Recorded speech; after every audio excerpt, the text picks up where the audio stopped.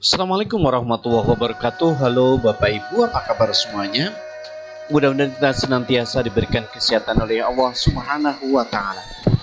Bapak Ibu yang hebat, pada kesempatan kali ini bertemu kembali dengan channel Media Edukasi dan Dakwah, sebuah channel yang menyajikan tentang tips, trik, tutorial, dan informasi tentang pendidikan. Bapak Ibu, pada kesempatan video kali ini saya ingin berbagi dengan Bapak Ibu sekalian, yaitu video dengan judul penerapan pendekatan student center dalam Merdeka Belajar. Silakan simak dan tonton video ini, dan jika video ini bermanfaat untuk Bapak Ibu sekalian, mohon dukungannya dengan cara menekan tombol subscribe, like, share, dan komen. Dan juga tidak lupa mengucapkan ribuan terima kasih kepada subscriber dan para penonton video dari Media Edukasi dan Dakwah yang senantiasa menonton video-video kami. Mudah-mudahan Bapak Ibu sekalian senantiasa diberikan kesehatan dan dimurahkan rezekinya oleh Allah Subhanahu wa Ta'ala. Baik Bapak Ibu sekalian, kita langsung menuju pada materi video selanjutnya.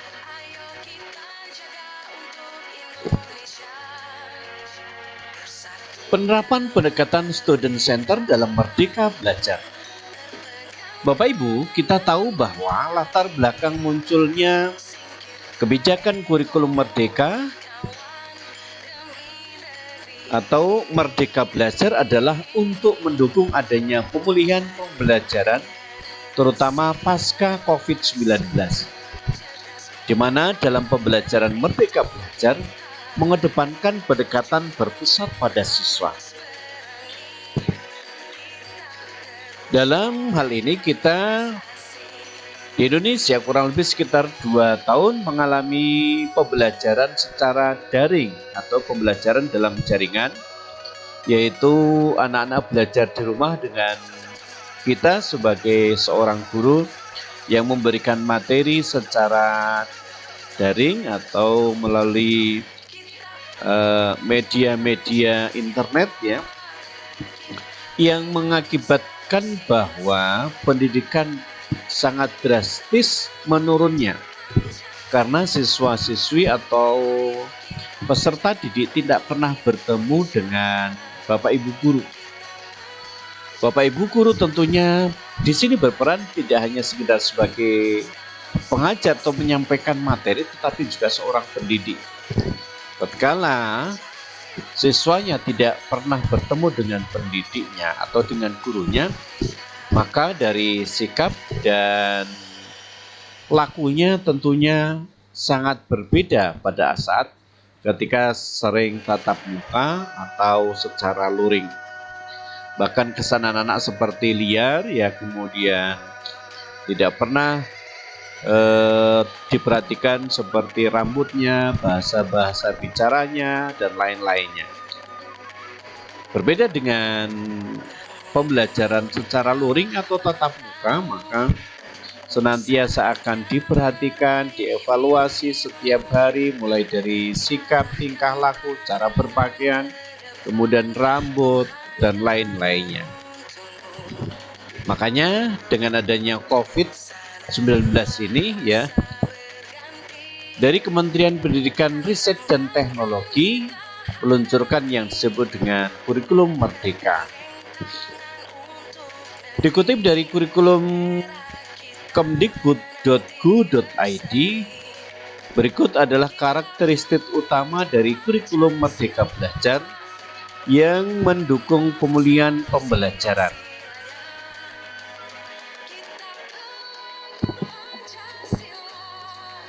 Bapak Ibu, yang pertama adalah pembelajaran berbasis proyek untuk pengembangan soft skill dan karakter sesuai profil pelajar Pancasila. Bahwa dalam pembelajaran berbasis proyek ini di kurikulum Satuan Pendidikan KTSP maupun di kurikulum 2013 ini belum ada. Jadi ini salah satu dari kegiatan pembelajaran yang terbaru, yang ini mengembangkan atau mengutamakan kepada soft skill dan karakter yang diharapkan nanti harus sesuai dengan profil pelajar Pancasila. Yang kedua, pembelajaran berbasis proyek untuk mengembangkan soft skill dan karakter sesuai profil pelajar Pancasila fokus pada materi esensial. Nah, yang ini adalah fokus pada materi esensial sehingga ada waktu cukup untuk pembelajaran yang mendalam bagi kompetensi dasar seperti literasi dan numerasi. Nah, Bapak Ibu sekalian, di pengembangan proyek profil pelajar Pancasila ini, di yang kedua ini adalah mengutamakan atau berfokus pada materi esensial, ya, sehingga ada waktu yang sangat cukup untuk mendalami atau untuk mengembangkan kompetensi dasar seperti literasi dan numerasi. Nah, ini. Adapun yang ketiga adalah fleksibilitas bagi guru untuk melakukan pembelajaran yang terdiferensiasi sesuai dengan kemampuan peserta didik dan melakukan penyesuaian dengan konteks dan muatan lokal. Nah, di karakteristik yang ketiga ini adalah fleksibilitas, yaitu guru itu untuk dapat melakukan pembelajaran itu ya yang secara terdiferensiasi ya, sesuai dengan kemampuan dan kematangan peserta didik ya. Tidak boleh dipukul rata, namun pembelajaran itu disesuaikan dengan kemampuan peserta didik ya. Tentunya sebelumnya harus dilakukan pemetaan terlebih dahulu.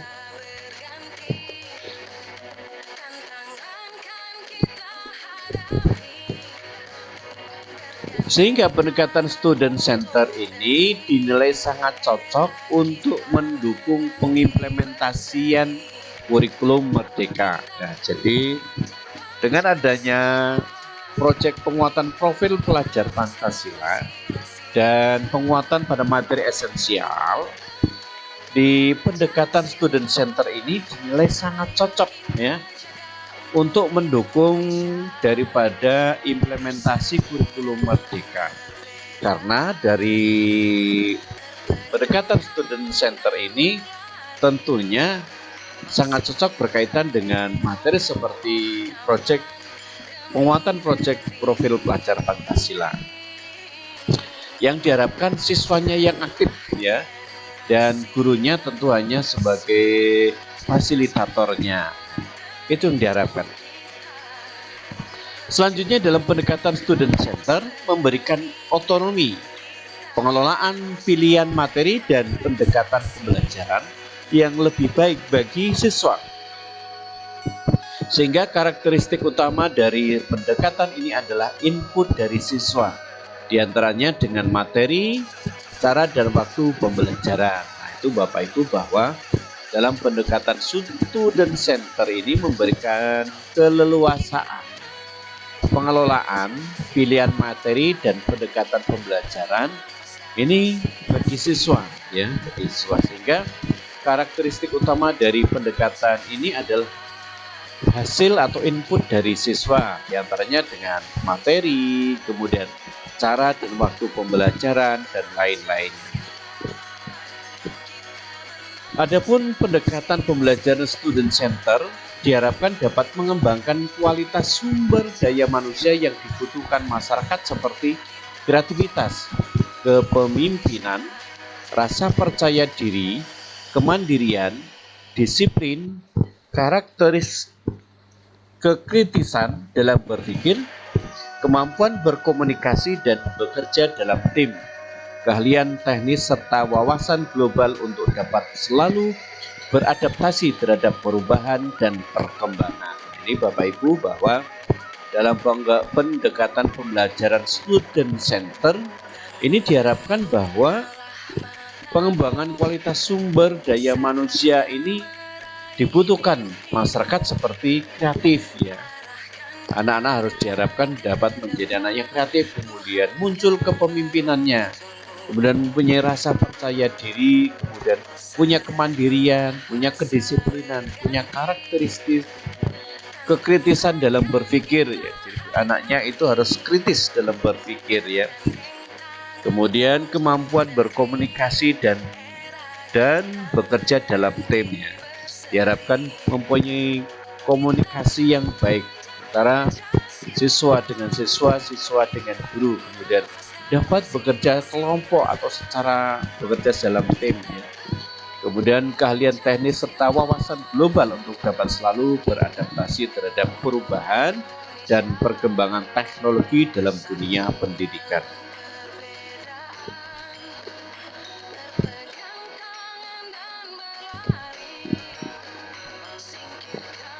Bapak Ibu yang hebat, adapun karakteristik pendekatan student center. Apa saja karakteristik pendekatan student center? Berikut ini beberapa karakteristik pendekatan student center yang dapat menjadi pandangan bagi guru dalam menggunakan pendekatan pembelajaran ya. Di antaranya ada 9 karakteristik pendekatan student center yang akan kita bahas satu persatu. Yuk simak 9 karakteristik pendekatan student center itu.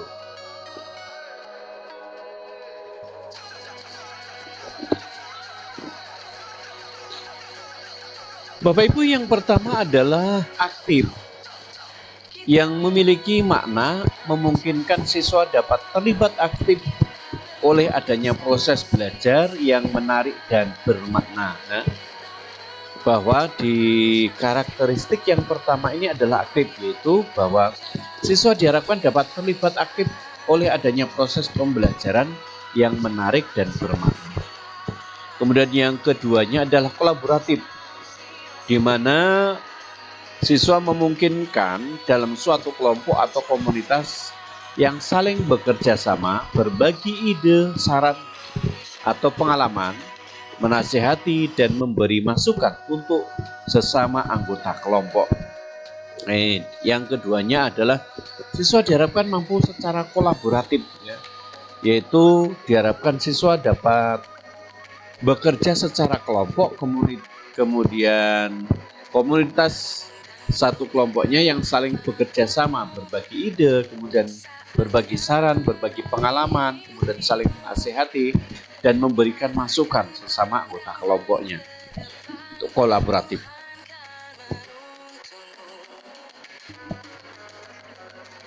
Bapak Ibu, selanjutnya yang ketiga atau karakteristik yang ketiga adalah konstruktif, di mana konstruktif ini memiliki definisi dapat memungkinkan siswa dapat menggabungkan ide-ide baru ke dalam pengetahuan yang telah dimiliki sebelumnya untuk memahami makna atau keinginan tahuan dan keraguan yang selama ini ada dalam benaknya. Ya.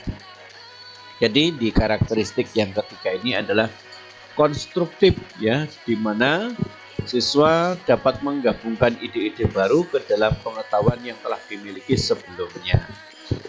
Adapun yang keempatnya adalah kontekstual, ya. Maksudnya adalah memungkinkan situasi belajar diarahkan pada proses belajar yang bermakna melalui pendekatan problem based atau case based learning, ya. Jadi di kontekstual ini diharapkan betul-betul proses pembelajarannya itu secara bermakna. Bapak Ibu yang hebat, selanjutnya karakteristik yang kelima adalah antusiastik, ya, yang memiliki makna memungkinkan siswa dapat secara aktif dan antusias berusaha untuk mencari tujuan yang diinginkan, ya. Ini yang diharapkan di antusiastik ini, ya, memungkinkan siswa dapat secara aktif dan antusias berusaha untuk mencapai tujuan yang diinginkan. Selanjutnya yang keenam yaitu dialogis, dapat memungkinkan proses belajar secara intern merupakan suatu proses sosial dan dialogis di mana siswa memperoleh keuntungan dari proses komunikasi tersebut baik di dalam maupun di luar sekolah. Nah, ini di dalam karakteristik yang keenam yaitu dialogis itu diharapkan proses belajar itu secara interaktif, ya, merupakan suatu proses sosial dan dialogis di mana siswa memperoleh keuntungan dari proses komunikasi tersebut.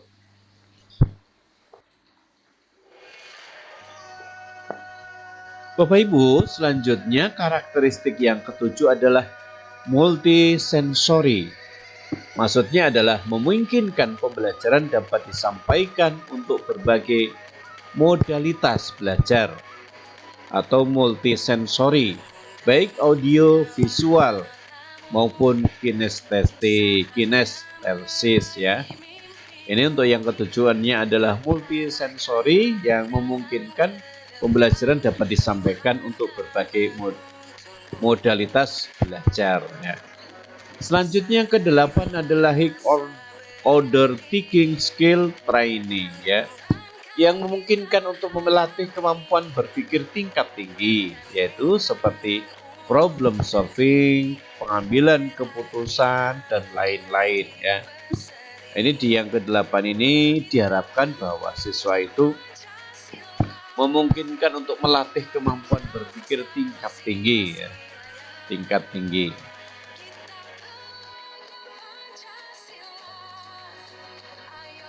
Bapak Ibu, selanjutnya karakteristik yang terakhir atau yang ke-9 adalah reflektif. Reflektif ini dapat diartikan dengan memungkinkan siswa dapat menyadari apa yang telah ia pelajari serta merenungkan apa yang telah dipelajarinya sebagai bagian dari proses belajar itu sendiri ya. Di mana reflektif ini adalah diharapkan siswa senantiasa flashback atau kembali merenungkan apa yang telah dipelajari setiap kegiatan pembelajaran ya, selalu reflektif.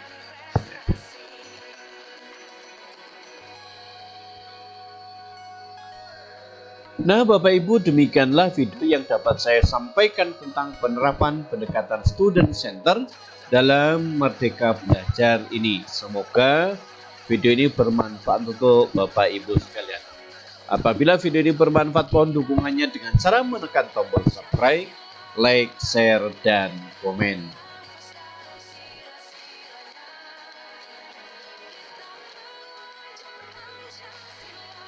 Baik, terima kasih Bapak Ibu yang hebat. Jadilah orang baik yang dapat membagikan hal baik ini kepada lebih banyak orang ya. Silakan Bapak Ibu yang ingin mendapatkan amal jariah ya, bagikan video ini kepada semua orang ya, agar apabila orang itu menggunakannya maka Bapak Ibu akan mendapatkan amal jariah dari orang tersebut ya. Terima kasih sudah menonton video kami dan terima kasih, sampai bertemu kembali pada video berikutnya. Assalamualaikum warahmatullahi wabarakatuh.